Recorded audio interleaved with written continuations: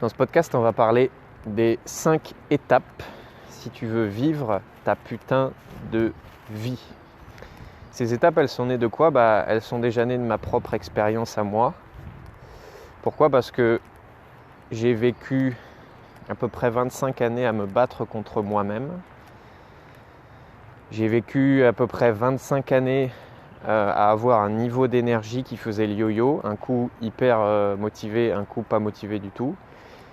Avoir un niveau de confiance en moi qui faisait le yo-yo et avoir surtout un niveau d'épanouissement où c'était pareil, c'était pendant 2 mois j'étais bien, puis après déprimé, et puis après un peu mieux, et puis après moins bien. Et ça m'a amené à une obsession qui est, je veux quelque chose de durable pour moi-même, je veux pouvoir être épanoui pas un jour sur 2, je veux pouvoir avoir de l'énergie au quotidien et pas une semaine sur 2, mais je veux des choses qui durent dans le temps et où j'ai pas besoin d'aller chercher à l'extérieur pour ça. Et donc depuis, on va dire 5 ans, c'est ce que je vis moi-même. Et chaque jour j'avance encore et c'est pas parce que je suis coach que j'ai plus de défis et que ça y est, ma putain de vie elle est créée et que j'ai juste à m'asseoir dans mon canapé et kiffer ma putain de vie. Parce que ça c'est un travail constant. Donc ces 5 étapes, elles sont nées de mon vécu personnel et elles sont nées aussi évidemment des gens que j'ai accompagnés depuis que j'ai commencé à coacher et qui en suivant ces 5 étapes se sont créés leur putain de vie et continuent à se créer leur putain de vie et osent être eux-mêmes et ont fait péter les blocages qui les empêchaient de tendre vers la meilleure version d'eux-mêmes. La première étape si tu veux vivre ta putain de vie, et celle-là elle est juste indispensable, c'est-à-dire que si tu fais l'économie de cette étape-là, n'écoute même pas les 4 autres étapes, ça ne servira à rien. C'est de prendre la responsabilité de ta vie. C'est-à-dire de prendre conscience que peu importe le domaine de ta vie, que ce soit ton couple, que ce soit ton travail, que ce soit avec tes amis, que ce soit ta vie financière, que ce soit ta vie spirituelle, tu as 2 solutions. Soit tu prends ta responsabilité et tu prends conscience que les résultats que tu expérimentes actuellement dans ta vie, c'est ta responsabilité et que si tu as des résultats qui ne te conviennent pas, c'est à toi de les changer. Eh bien, tant que tu n'auras pas fait ça, tu vas continuer à blâmer l'extérieur et à te dire « Non, mais c'est de la faute de mes amis. Non, mais c'est de la faute de mes parents qui ne m'ont pas donné assez d'amour. Non, mais c'est de la faute de l'État qui ne me donne pas assez d'argent. Non, mais c'est de la faute. » Et bref, tu vas blâmer l'extérieur au lieu de prendre ta part de responsabilité et de te rendre compte que tout ce que tu as dans ta vie aujourd'hui, c'est toi qui l'as créé. Tout ce qui est magnifique aujourd'hui dans ta vie et ce dont tu peux te réjouir, c'est toi qui l'as créé. Tout ce qui est pourri dans ta vie et ce dont tu ne veux plus, c'est toi aussi qui l'as créé. Et quand tu prends conscience de ça, que c'est toi qui es aux commandes, ça te donne la liberté ensuite d'aller où tu veux. Donc ça, c'est la première étape, elle est indispensable. La deuxième étape, et celle-là, elle va pas être très très sexy, et on va pas beaucoup t'en parler dans le développement personnel parce que c'est pas un truc qui fait bien, quoi. C'est de prendre la décision de vivre à partir de soi. Ça veut dire quoi ? Alors déjà, prendre une décision. On n'est plus trop habitué à prendre des décisions, mais prendre une décision, ça veut dire trancher. Ça veut dire écarter les autres possibilités et faire le choix donc de vivre à partir de soi, c'est-à-dire de se choisir au quotidien. D'écouter ses envies, d'écouter ses désirs, d'écouter ses ressentis et ses émotions, d'écouter ce qu'on pense, et donc choisir quotidiennement de s'écouter, de ne pas se conformer à la norme et de ne pas faire de la pâte à modeler avec soi en essayant d'être quelqu'un d'autre ou de rentrer dans un moule, mais être congruent, cohérent avec soi, c'est-à-dire j'essaie d'être le plus authentique possible et j'essaye pas de ressembler à quelqu'un d'autre, et de se créer une vie qui est aussi cohérente avec sa vie idéale, qui n'est pas la vie idéale de Martin, de Jean-Pierre ou de Mouloud, qui est ma vie idéale à moi, et peut-être que ma vie idéale à moi, elle ne ressemble pas du tout à l'idéal de la société, et que peut-être que moi, j'ai pas envie d'avoir un chien, une maison, un mari ou une femme, 2 ou 3 enfants, un salaire qui me convient. Peut-être que ça, c'est ma vie idéale, ou peut-être que j'ai envie d'une vie idéale totalement différente. Donc cette deuxième étape, prendre la décision radicale de vivre à partir de soi. La troisième étape, c'est de rebrancher tes vrais désirs. Ça peut paraître un peu flou comme concept pour certains, certaines, C'est quoi tes vrais désirs? Dans ta vie, tu as des faux désirs, des vrais désirs. Tu es né et tu t'es construit avec des vrais désirs.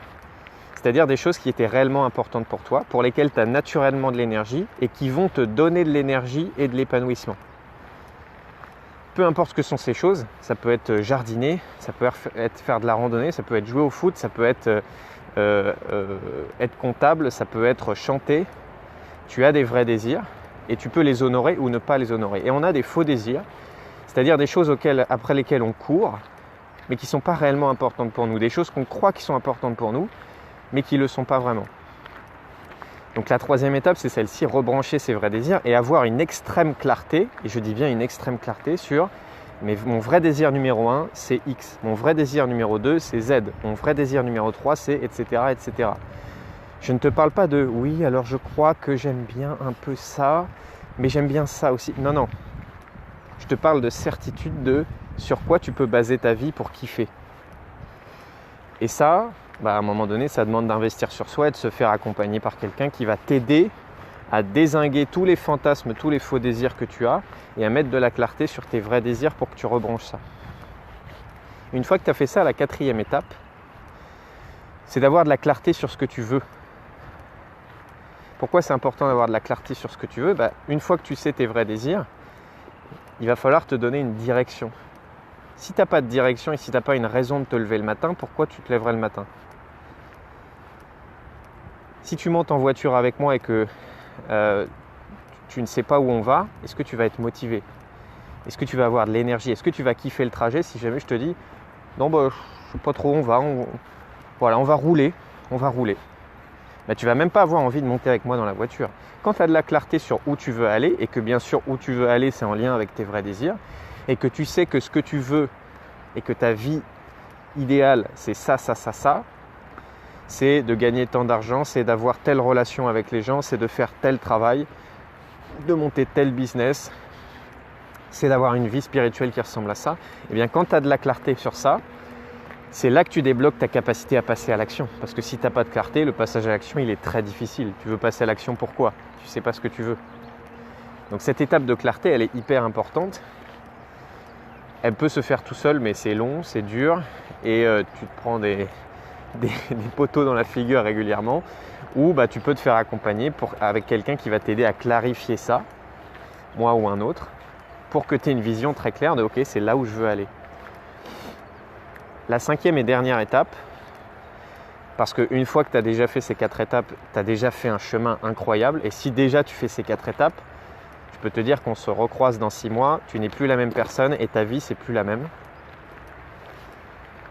En plus de ça, une fois que tu as fait tout ça, on a toujours des freins intérieurs, on a toujours des blocages, on a toujours des choses qui nous empêchent de passer à l'action, des choses qui nous empêchent d'oser dire ce qu'on pense, ce qu'on ressent et d'exprimer ce feu à l'intérieur de nous. Et la plupart du temps, c'est des blocages qui sont inconscients. La cinquième étape, elle est celle-ci, débloquer ton inconscient. Dézinguer les freins inconscients qui t'empêchent d'incarner la meilleure version de toi-même. Et on en a tous. Et la plupart du temps, on croit que c'est des choses conscientes. J'y arrive pas ou je suis bloqué dans ma vie parce que je fais pas assez d'efforts, parce que j'ai pas assez de volonté. Parce que si, ça. Mais la plupart du temps, c'est des choses inconscientes et donc des choses que tu ne peux que très difficilement voir tout seul ou toute seule. Et donc, si tu ne fais pas le choix de te faire accompagner pour dézinguer ces blocages-là, tu risques de rester dans ces blocages et de faire du surplace dans certains domaines de ta vie. Voilà les 5 étapes. Prendre la responsabilité de ta vie, faire le choix de vivre à partir de toi, rebrancher tes vrais désirs, avoir de la clarté sur ce que tu veux et débloquer ton inconscient. Ces 5 étapes, c'est celles que suivent les gens qui font le programme La Métamorphose, qui est un programme de 3 mois avec du coaching individuel, du coaching de groupe, des vidéos pour comprendre comment tu fonctionnes et un environnement de gens qui se transforment en même temps que toi. Ça veut dire que tu n'es pas tout seul à te transformer. Et du coup, ces personnes suivent ces 5 étapes-là. Et en fait, quand tu suis ces 5 étapes-là, juste ta vie, elle change. Parce que tu es rebranché à ce qui fait de toi l'être unique que tu es, parce que tu récupères ta confiance, ton énergie et ton épanouissement naturel, et parce que quand tu as fait péter les blocages inconscients qui t'empêchent d'être toi, tiens, c'est marrant, la vie elle est beaucoup plus fluide. Tiens, c'est marrant, je galère beaucoup moins pour avancer dans mes projets. Tiens, c'est marrant, je passe à l'action beaucoup plus facilement. Si ces 5 étapes t'ont parlé, et que surtout tu es prêt à investir sur toi et que tu ne te dis pas « Oh, il suffit d'un coup de baguette magique pour que ma vie elle change » et que tu es prêt à t'investir réellement, parce que ceux qui ont des résultats et celles qui ont des résultats dans la métamorphose, c'est des gens qui ont pris la décision d'investir sur eux et qui s'investissent pendant le programme. Parce que si tu crois que le programme va faire tout à ta place, tu risques d'être déçu. Mais si ça t'a parlé et si tu es vraiment prêt à investir sur toi, n'hésite pas à venir en parler avec moi pour qu'on voit si ça peut vraiment t'aider ou pas. Voilà, je te souhaite une très bonne journée. Ce podcast était un des plus longs que j'ai enregistré. Si tu as tenu jusqu'au bout, alors là, félicitations.